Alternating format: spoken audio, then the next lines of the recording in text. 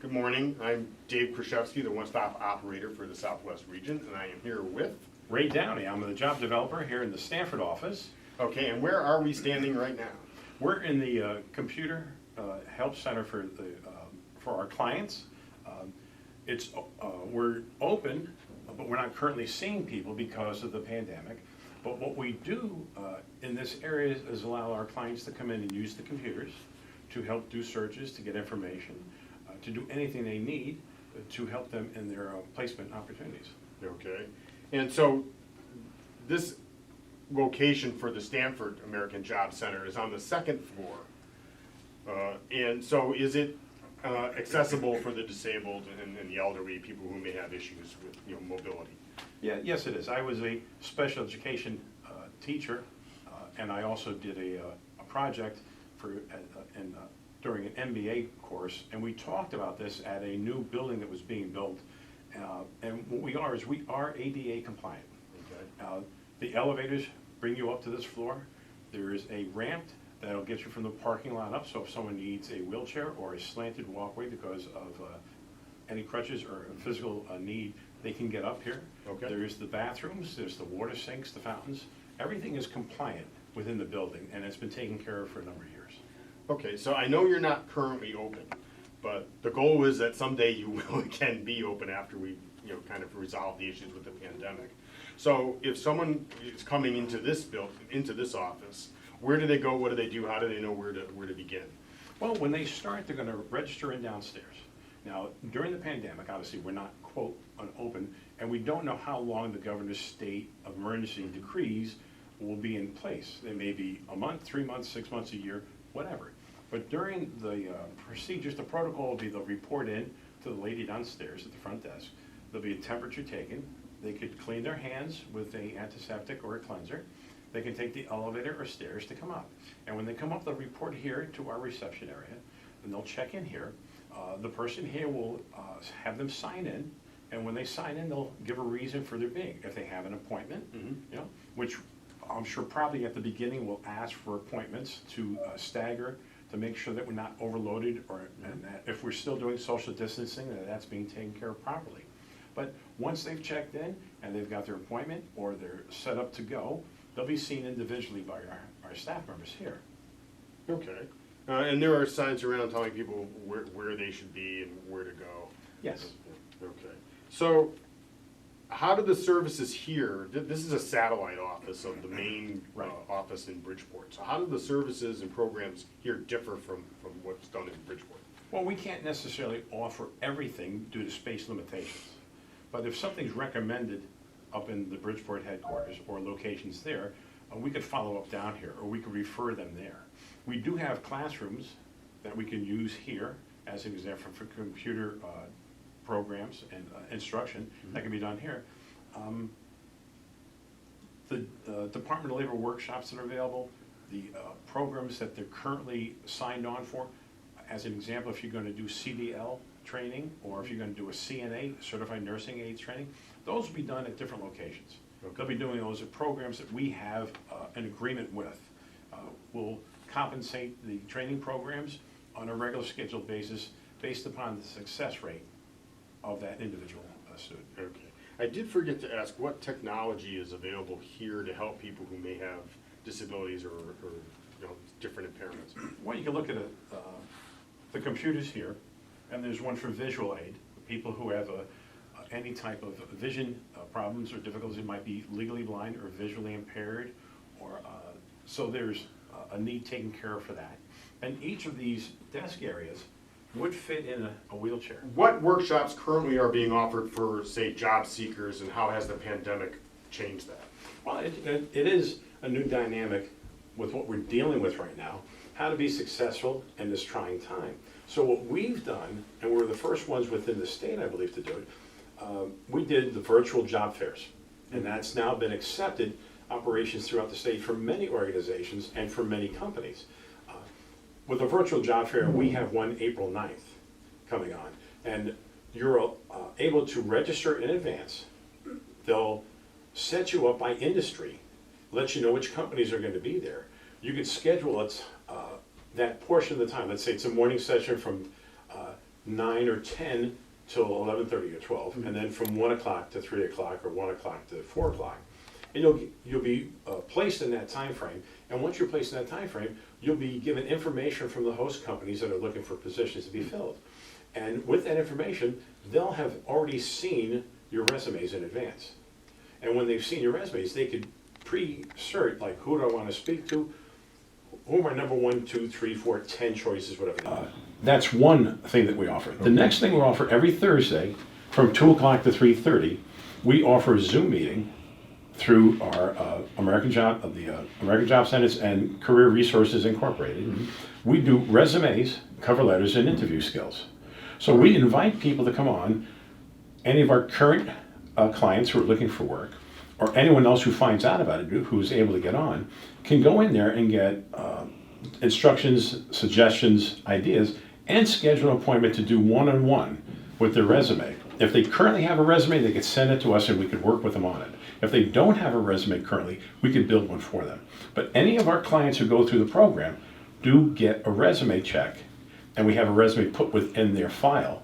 So they, whenever we talk to a prospective employer and they want to see a resume, and the client has asked us to do this, we'll send it to the employer. The employer will look at it. And if they want to contact an individual on their own, they can do so, or they can go through us. Okay, and you're also using cthires.com, I would assume, with these employees and employers. Yes, Dave, that's what we do. Basically, how we get our clients, our customers to work with, we go through CT Hires. We ask everyone to register through CT Hires. Even if they walk in the door, we'd say, look, let's register you now. Get into the system. You'll be able to look at your own base of information or time frame. You'll be able to look at positions already on the system. We can also do that for you together. So you're looking, we're looking, and we're also going to our database of employers that we're currently working with. As an example, I reached out to 2 employers in this area yesterday, and we're finding out that there are companies and organizations that are hiring and are looking for people right now. Excellent. Within the industries that we have programs that give training for. Okay. So you do a lot of work, I'm sure, with the unemployed, but they're not the only clients that can be served by this job center. Who are the people that you serve? Well, the people that we can serve, it's just, look at America. It's a very diverse country, very diverse state, very diverse community. I've always lived in a diverse community.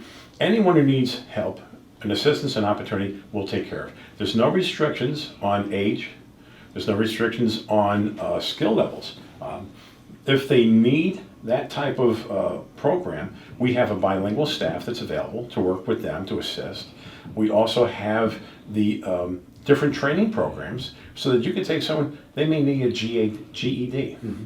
They may need classes at a community college, and they say, gee, should I take this, should I not? We just had, last quarter, we had a person who graduated with an IT degree from a community college and received a $60,000 a year job. Now think of that. That's a great opportunity for that individual. Why don't we have more people getting higher paid jobs? If they're trained and skilled, they can do this. And that's the type of thing we're doing. We're giving people who have the skill set or who do not have the skill set, we'll help them get the skills necessary, or we'll point them in the right direction where a company would provide that for them. Okay, and you also have programs for seniors and for youth as well. Dress for Success was a great example. Dress for Success was setting up people, and it's done up on the Bridgeport Market. We could send people there.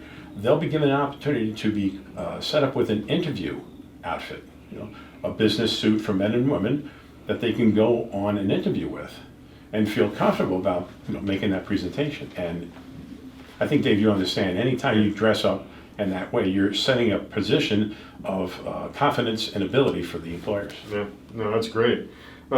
So I know you work with the State Department of Labor, but what other state public and private employers do you work with? Or organizations, nonprofits, whatever that you work with? Literacy volunteers, adult ed, obviously the Department of Labor does a great job for us and helps us out tremendously. Career Resources has a variety of things that we do. The local Stamford Chamber of Commerce, I'm a volunteer there, I've been there for numbers of years. We work with the local chambers. We have a number of our senior executives are volunteers or part of like the BRBC, the Bridgeport Regional Business Council. Business Council, right? And there are basically three towns, chambers of commerce that have joined together. Very large organization. We encourage that type of thing. We do reach out to a variety of nonprofits to see if we could work in. We've been in contact with A4TD, which is A4 Training and Development, based out of Vermont. And the individual who handles this state of Connecticut and I have worked together. And I did a presentation for them for resumes and cover letters. The interview was basically on cover letters. I did that for a team of individuals, like 30, who were based in Connecticut. So we were trying to help each other out. They have a program for training that offers paid training at minimum wage for a certain amount of time for individuals 55 and older. So if we can help some of our people go there, or they can help some of their people come here for services, they're Connecticut-based, we'd be happy to help. And you work with the community colleges and the local colleges too. We actively support our clients going to the community colleges. I have taken MBA courses. I have a 4-year degree from Southern Connecticut. I started at NCC. So NCC classes basically will be taken care of, I should say, accepted throughout the state college system in Connecticut. So if you want to have an opportunity to get the first year or two under your belt at the state level, community colleges are great. And it saves you money. It's a local resource. And we encourage our people to go. And for many of the programs, we can provide resources, financial resources to help them for a class. Okay, so if I'm a resident in this area, how do I find out about these programs and services that may be available to me and then determine that I'm eligible for them? How do I go about doing that? Well, you take a look at our site, careerresources.org, www.careerresources.org. We're based out of Bridgeport. We have an office in Derby. We have a satellite office here in Stamford. That's the first thing you do. You also go to cthires.com, which is part of the Department of Labor. www.cthires.com. Go onto that site and register. And that'll give you all that information. So within those two resources, those two websites, you get a lot. And if you want to contact us, there's phone numbers to reach out to. There's emails to reach out to. So there's always an opportunity. Also, at your community college level, we have contacts there. If you contact the community college and say, are you aware of these resources, I'm sure they could point us in the right direction. Okay. So are there any documents or fees that are required? I mean, do I have to pay for some of this? And what documents do I need to provide to be able to participate? Well, number one, we don't charge the companies that are hiring people. Number two, we don't charge the people who are looking for work. So I'm not on commission. I don't get paid a bonus, right? It's a salaried position. We're a nonprofit. We're funded through the workplace and other grants that are provided. We're not doing this as a profit motive, right? That's different from a recruiting company or organization. We do provide, let's say every 2 years, a course of study that you could sign up for. And you must take the course of study and you must pass it. When they give exams or final tests, you must pass that. And if you pass that, you gain the certificate or the license. That's put within your file, and then we could put you out as within that skill set or that license to companies or corporations or who are looking for that type of employee. Okay, as far as documentation is concerned, there are certain things that people will have to provide for at least some of the programs, right? Well, they're going to come in with their residency, there's passport, license of that nature. They're going to prove that they've had certain skill sets to go. I mean, you'd have to get your GED if you're going to take college level classes, and or a high school diploma. And once you've gotten a high school diploma or taken a certain level of college courses, as an example I gave for the IT, if that IT person has a certain level and they want to finish up and they needed a certain type of IT skill, and we've provided the resources for that, they have to show that level of attainment, let's say the coursework up to that level. If someone wants to do a CDL, commercial driving license, A or B, they have to follow up and show that they've got they've got a clean record on the driver's license. Okay. And once they've done that, then they can take that CDL course, and it's followed stages. Okay, so if they provide documents to you, they can do that electronically or in person, or? Well, the CDL has to be done in person, Okay. all right? The classwork can be done online or in person based upon the school's requirements and allowances. Obviously, through the pandemic, things have changed. So as long as they meet the guidelines that the organization or school gives credit towards, and that's been accepted by our organization, there shouldn't be any difficulties. Okay, so some of the clients that you serve here, more than likely may need financial assistance or other assistance. So what's available here for them? Well, there's no fees that we have for our programs and services, all right? If funds are needed, beyond, a grant, we owe a grant, WIOA grant, we'll refer a client to person, which is in the area, and our staffing clients will refer clients to 211 for all their needs. We're doing this to make sure that if an individual has a specific need that's not covered in the first, let's say the first level, we have a second area that we can go to locate and assist and make sure they're taken care of. So we're not looking to charge people to help them out. What we're trying to do is say, here's an opportunity to gain a level of training that'll get you better employment, to get you earn more money, full-time job, and to help you get off assistance and live a good life. And you get referrals from like social services and departments like that where these people may already be getting some help. Right. Well, every week we receive through our leadership or through other organizations that we're tied in with, here's a referral I have, here's a client I have, can you help this individual job? Sure, go through CT Hires, we'll sign them up, get them on, put them through the program right away. Because they're not necessarily going on to CT Hires, they're being referred to other people, other services, other programs. We'll bring them in.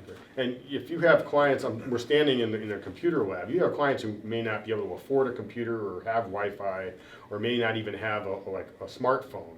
They can still come here and when you're open and utilize some of that equipment here. Just like the public library. You sign on for services, you sign your name, address, give identification, you can sign on here. If you look around the room, you'll see all the, in this particular room we have 12 computers set up, and it's an opportunity for any individual to come in and do their research, their job search placement, any assistance that they need, any work programs they can do here free of charge. Excellent. Okay, so what's your marketing plan to tell people what's available here? Well, we've, obviously, the internet is the major player right now because of an opportunity, not the opportunity to open the doors. We're closed right now to visitors and appointments, but we can make appointments over the phone, on Zoom, on email, on mail. And when we go through the email, we're talking about the Department of Labor, Career Resources Incorporated job site. We have a Facebook page, which is a very attractive Facebook page. We've also done things with the Stamford Chamber of Commerce, where we've also done things with CC 600 and their Connoisseur Media, which is 4 radio stations. We've had an interview done with them, with one of our COO, Angela Pellegrino Grant. And we've also set up other programs, like with WSHU, which is Sacred Heart University, separate entity. We've set up any type of grassroots media we can do to expand and grow our opportunities. Now with the Stamford Chamber of Commerce, they're going to put out a newsletter on this virtual job fair for April 9th that'll reach 2,000 email addresses. Excellent. So we're doing those things. They're doing that for us. I'm a member of the Chamber of Commerce. I volunteer there, but I'm also a member. We're doing that to reach out to individuals in this market. The goal is to do as much grassroots marketing as we can to gain a groundswell of brand knowledge about who we are and what we do. We've redone a lot of things on our website, and we'll constantly be updating and redoing things on our website to make it timely and efficient and as much information as we can that's pertinent and appropriate for the brand and for our clients. We also reach out to the employers. The more employers we'll be able to get in face-to-face to, the more we'll know who we are and what we do. And you know what it is, Dave. When you make a presentation face-to-face, it's more impactful than if you drive by and see a billboard. It's more impactful than if you read an article. You can read an article and it gives you information, gets you a little bit creative juices flowing, but a face-to-face meeting will expand and grow that. That's the goal of our grassroots, to get face-to-face with our employers in the marketplace. Anyone who wants to donate, we're looking for donations, you know. So that's what we're letting the local chambers of commerce know.